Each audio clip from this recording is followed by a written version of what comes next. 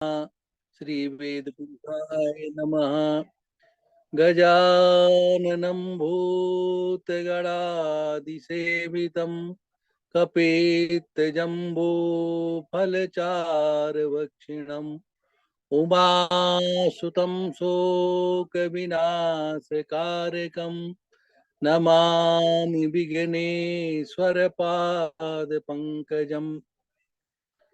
नारायणं नमस्कृत्यं नरं चैव नरोत्तमं देवी सरस्वतीं व्यासं ततो जयमुदीरयेत्। रामाय रामभद्राय रामचन्द्राय वेदसे रघुनाथाय नाथाय सीताया पतये नमः।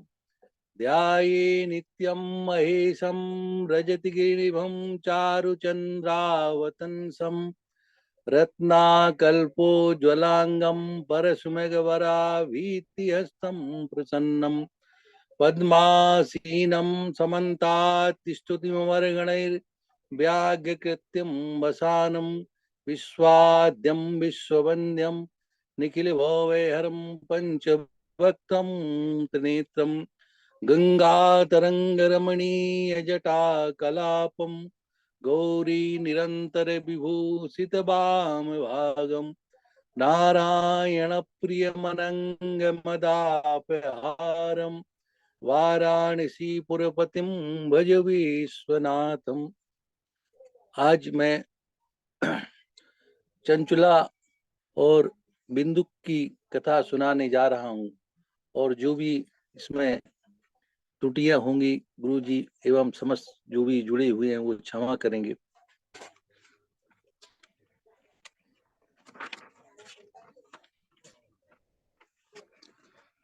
परम मंगलमय परात्पर परब्रह्म परमात्मा अकारण करुणा वर्णालय अकारण करुणा कारक अचिंत कल्याण गुणगण निधान सर्वेश्वर सर्वाधिपति श्रेष्ठ आचरणवान प्रजा के सुखदाता एवं संहार करता पार्वती नाथ प्रथमादि गणों के स्वामिन आकाश आदि अष्टमूर्तियों वाले विश्वरूप विज्ञान के पूर्ण ज्ञाता देवादिदेव त्रिनेत्रधारी दुस्वप्न नाशक पंचतत्वोत्पादक विश्वेश्वर मंगलकर्ता आदि अंत रहित सबके कारण श्री सांब सदा शिव भगवान को कोटिसा प्रणाम वंदन एवं अभिनंदन।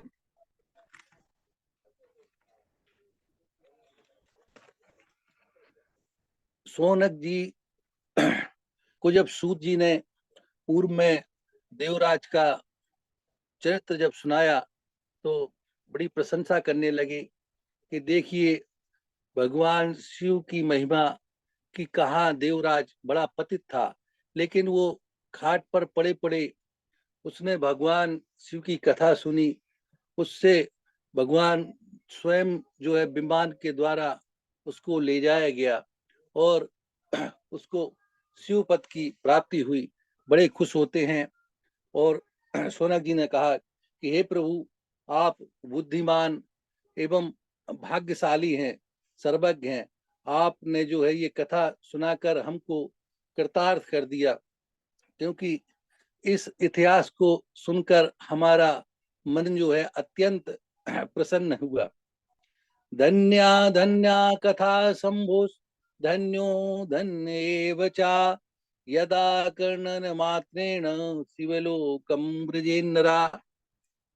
सदाशिव की जो कथा है सुनने के जो जो सुनाता है तो उसका तो कल्याण होता ही है, सुनने वाले का भी कल्याण होता है और यह कथा धन्य है। फिर सूत जी बोलते हैं सुनु सौनक बच्चामि तुदग्ने गुह्यमप्युता यतस्त्वं शिव भक्तानाम अग्रणिर्वेद वित्तमा। हे सौनक जी आप शिव भक्त एवं वेद के ज्ञाता हैं इसलिए आपके सामने गोपनीय कथा वस्तु का वर्णन करता हूँ सुनिए। समुद्र के निकट एक बास्कल ग्राम था। वहाँ वैदिक धर्म को त्याग कर महापापी लोग निवास किया करते थे। वह बड़े दुष्ट, दुरात्मा और व्यसनी लोग थे एवं खल कपटी पाप रहित थे। वहां की जो स्त्रियां थीं वो भी स्वेच्छाचारिणी थीं एवं हमेशा पाप कर्मों में रहा करते थे। भगवान का भजन पूजन इत्यादि वो दूर दूर से उन लोगों का कोई वास्ता ही नहीं था। धर्म को तो वो जानते ही नहीं थे। उसी में एक बिंदु नाम का अधम ब्राह्मण रहता था और बड़ा ही दुरात्मा पापी था। उसकी पत्नी जो थी उसका नाम चंचुला था और उस पत्नी को छोड़कर वो स्वेच्छाचारिणी स्त्रियों के साथ रहने लगा। चंचुला तो पहले धर्म पर अडिग रही, लेकिन जब समय बीता तो वो भी जो है पति के तरह वो भी पर पुरुषों के साथ रहने लगी। एक दिन जो है चंचुला को पर पुरुष के साथ बिंदुक ने देखा तो उसको बहुत मारा पीटा और कहा तुम ये क्या कर रही हो। तब चंचुला बोली कि मुझे जैसी पति परायण स्त्री को छोड़कर तुम स्वेच्छाचारिणी स्त्रियों के साथ रहते हो। पहले आप स्वयं का विचार करें कि आप कैसे हैं। जब मुझ जैसी पत्नी को छोड़कर अन्य महिलाओं के साथ आपका संपर्क है और आप रहते हैं तो मुझको आप क्यों शिक्षा देते हैं। इस प्रकार जब बोला तो बिंदु कहने लगा कि मैं आपके मन की बात जान गया हूं। ऐसा करो कि परपुरुषों के साथ रहो तो लेकिन उनसे धन लो। इससे जो है तुम्हारा और हमारा दोनों का काम सिद्ध होगा। इस प्रकार जो है दोनों में संधि हो गई और दोनों जो है पाप कर्मों में रत रहे। समय आया और बिंदुक ब्राह्मण का स्वर्गवास हो गया और स्वर्गवास होने के बाद अनेकों वर्ष उसने जो है नरक में बिताए। उसके बाद जो है वो जो है विंध्याचल में पिशाच बनकर रहने लगा। देव योग से उसकी पत्नी जो थी वो भी परपुरुषों क्या रहने लगी। देव योग से नारी और अन्य समाज जो वहाँ गोकर्ण क्षेत्र जा रहे थे तो वो भी साथ में चली गई और उसको तो ये सब मालूम नहीं था कि धर्म क्या है। लेकिन जब वहाँ स्नान किया और किसी शिवालय में शिव कथा चल रही थी, उसने जब वो शिव कथा सुनी तो उसके मन के अंदर एक आत्मग्लानि हुई कि मैंने जीवन भर पाप किया है, हमेशा पाप करती रही और आज ये जो कथा सुनी तो उससे वो अपने आप में डर गई कि मुझसे ये क्या गलत हो गया। उधर जो है जब सब श्रोता गण चले गए तो चंचुला जो है उन कथावाचक पंडित जी के पास पहुंची और पहुंचने के बाद उसने जो है बोली तुमेव मे तुमेव मे गुरुर्ब्रह्म त्वं माता त्वं पितासि च उद्धरोधर माम दीनां त्वमेव शरणगतम्। आप ही मेरे गुरु हैं, आप ही मेरे माता हैं, आप ही मेरे पिता हैं। हे गुरुदेव मैं आपकी शरण में आई हूँ, मेरा उद्धार कीजिए। तब ब्राह्मण बोले और प्रसन्न हुए कि तेरे ऊपर भगवान शिव की अद्भुत कृपा हुई है, जो तेरी मति जो है वो शुद्ध हो गई है और तू अपने आप को जो है अपने आप को जो है पापमय स्थिति को तूने उजागर किया है, इसलिए तू धन्य है। शिव कथा के श्रवण से तेरी सद्बुद्धि जो है अच्छी हो गई है और तू पश्चाताप कर रही, इसलिए भगवान शिव की जो है पवित्र कथा तेरे मन में जो है सुनी तो तेरा मन जो है अच्छा हो गया और पवित्र हो गया। इस कथा के सुनने से भगवान शिव पार्वती आकर जो है स्वयं हृदय में विराजमान हो जाते हैं। इस प्रकार जब पंडित जी ने बोला तो और ये जो कथा जो है सबके लिए सुनना चाहिए, सब वर्ण के जो लोग हैं उनको सुनने का अधिकार है। इसमें कोई छोटा बड़ा या ऊंच नीच का कोई ऐसा नहीं, सबका कथा सुनने का अधिकार है। सर्वेषां श्रेयसां बीजम सत्कथा श्रवणम नृणाम। इस उत्तम कथा का श्रवण समस्त मनुष्यों के लिए कल्याण का बीज है।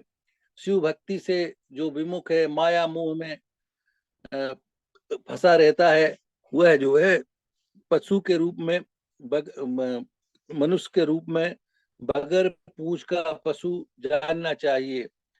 तृणम न खादन्नप जीव मानस तदभाग देयम परमम पशूनाम। बिना घास खाए हुए जो पशु जीवित रहता है, वह जो है बड़ा भाग्य की बात होती है। हे ब्राह्मणी, तू भी परम परम पवित्र शिव कथा सुनकर तेरे मन का जो भी विकार है वह दूर हो जाएगा और भगवान शंकर तेरे ऊपर कृपा करेंगे। तब सूत जी बोले, ये कहकर दयालु ब्राह्मण जो है शिव ध्यान कर शिव ध्यान में मग्न हो गए एवं मौन धारण कर लिया। तो जो है चंचुला प्रसन्न चित आंखों से आंसू बहाते हुई हाथ जोड़कर ब्राह्मण के चरणों में गिर गई और कहने लगी, आपने मुझे कृतार्थ कर दिया। हे शिव भक्त, आप धन्य हैं, परोपकार परायण हैं और श्रेष्ठ जनों में वंदनीय हैं। हे साधु, मैं नरक रूपी समुद्र में गिरी जा रही हूँ, मेरा उद्धार करिए। उसकी रुचि को देखकर पंडित जी बड़े खुश हुए और जो है उन्होंने शिव की कथा सुनाई, जिससे जो है उसका मन पवित्र हो गया और उसको भगवान शिव की कृपा प्राप्त हो गई। और जो है वो नित्य प्रति तीर्थ में स्नान करती, भगवान शंकर का पूजन करती, जटा धारण के लिए रुद्राक्ष पहनती, भस्म लगाती और समय बीता। भगवान की कृपा से जो है वो उसकी सदगति हो गई और भगवान शिव ने जो है उसको विमान पहुंचाया और शिवलोक को पहुंची। और जब वहां पर पहुंची तो पहुंचने के बाद भगवान शंकर और उनका जो परिवार था, माता पार्वती, उन सबको प्रणाम किया और कर्पूर गौर गौरी सम सर्वालंकार धारणम, ऐसा दिव्य स्वरूप देखकर जो है चंचला बड़ी खुश हुई और माता पार्वती ने तो उसको सखी बना लिया। वह जो है भगवान के लोक में रहने लगी और उसने जो है एक दिन पार्वती जी से स्तुति करी। गिरिजे स्कंद मातस्त्वं सेवितां सर्वदा नरै सर्व सौख्य प्रदे शंभु प्रिया ब्रह्म स्वरूपिणी। हे गिरिजानंदिनी, स्कंद की माता, मैं आपको प्रणाम करती हूँ। विष्णु मैं सबके लिए आप सेव्य हैं एवं मनुष्यों को सब सुख देने वाली हैं। इस प्रकार कहती हुई और वो रोने लगती है। जब जो है माता पार्वती कहती है, हे चंचुले, तुम्हारी जो स्तुति है उससे बहुत प्रसन्न हुई, बोलो तुम क्या मांगती हो। किम याचसे वरम ब्रूहि नादेयम विद्यते तब। तुम्हारे लिए कुछ भी मुझे आने तुम्हारा है। यह सुनकर मेरे पति जो है